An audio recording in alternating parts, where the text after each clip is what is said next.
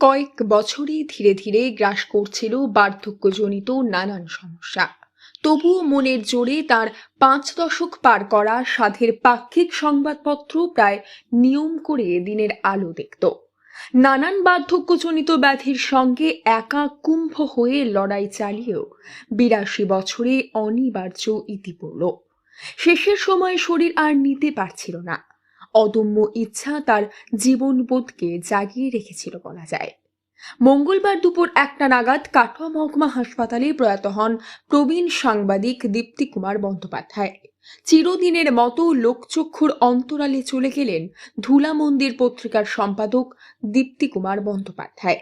দীপ্তি কুমার বন্দ্যোপাধ্যায়ের মৃত্যুর সংবাদে কাটোয়া সাংস্কৃতিক মহলে নেমে এলো শোকের ছায়া। মঙ্গলবার বিকেলে কাটোয়া হসপিটালে প্রয়াত সাংবাদিককে শেষ শ্রদ্ধা জানাতে উপস্থিত ছিলেন কাটোয়া মহকুমা প্রেস ক্লাবের সভাপতি রণদেব মুখার্জি, সহ সভাপতি অসিত বন্দ্যোপাধ্যায়, সম্পাদক রানা দাস সহ অন্যান্য সদস্যরাও এবং কাটোয়ার সাংস্কৃতিক জগতের মানুষজন।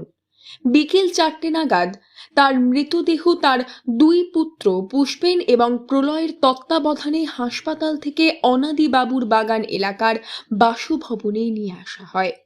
শোকার্ত আত্মীয় পরিজন সহ কাটোয়ার সাংস্কৃতিক সংগঠনের কর্মকর্তা থেকে সাধারণ মানুষ শ্রদ্ধা জানাতে তার বাসভবনে ভিড় করেন। কাটোয়ার অনেক সংগঠনের পত্তনের সঙ্গে দীপ্তিবাবুর নাম পরতে পরতে জড়িয়েছিল।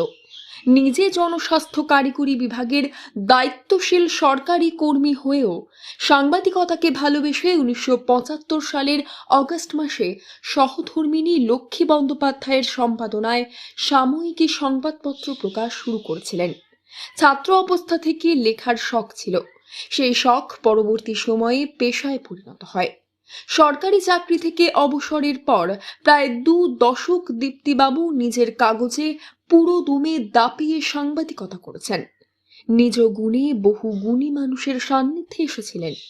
একবিংশ শতকের প্রথম দশকে কাটোয়া মহকুমা প্রেস ক্লাবের অন্যতম সংগঠক হয়ে উঠেছিলেন তিনি। প্রবীণ এই সাংবাদিক সংগঠনের স্বার্থে কখনো সম্পাদক আবার কখনো সভাপতির পদ সামলেছেন। কাটোয়া মহকুমা প্রেস ক্লাবের 30 বছর পূর্তিতে দীপ্তি কুমার বন্দ্যোপাধ্যায়কে সংগঠনের তরফে বিশেষ সম্মান জানিয়ে আমরা গর্বিত হয়েছি। জীবনের ওঠাপড়া যে অন্তর্জালের বাইরেও একটা আভ্যন্তরীণ যোগাযোগ শেষ পর্যন্ত প্রশান্তির মতো বয়ে যায়।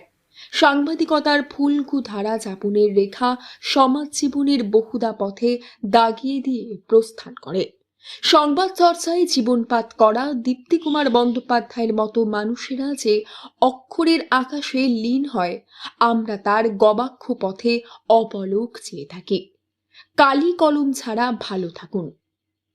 Bureau report, news network 7।